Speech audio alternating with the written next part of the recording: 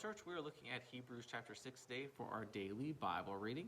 And the word for today is promise. Now, if you think back to your life when someone has made you a promise or you have made someone a promise, it has to do with an event or an occurrence or something that is going to happen in the future. So something you can't see immediately, something that's not going to immediately get accomplished.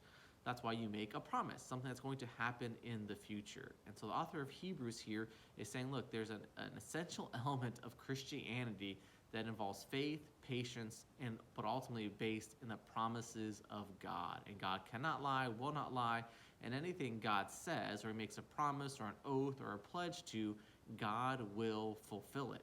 Now, it may not be in the time frame we like, that's why it's a promise. And so his encouragement to this group of Hebrews and ultimately to us today is to trust God's promises. And so how do we know what God has promised? Well, we got to read his word. We've looked at that already in Hebrews. For us to have our faith grow, we need to be looking at the word of righteousness and studying it so we can mature and grow in our faith.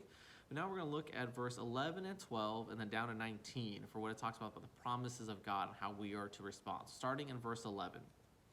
And we desire that each of you show the same diligence so as to realize the full assurance of hope until the end, so that you will not be sluggish, but imitators of those who through faith and patience inherit the promises, right? So he said, look, there's promises of God that everything's going to be restored, everything's going to be made right in eternity, but it takes faith, and one of the words I hate most, patience, right? We have to be patient.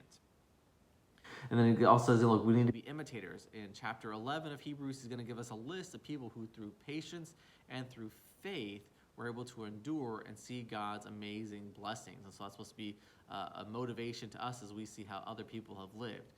And then we're going to jump down to verse 19, and it says this.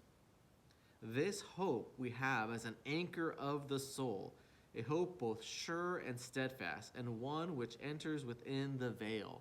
Once again, so this is an allusion to the fact that Jesus is the high priest, and he tore down the veil that separated the Holy of Holies between sinful people and a holy God.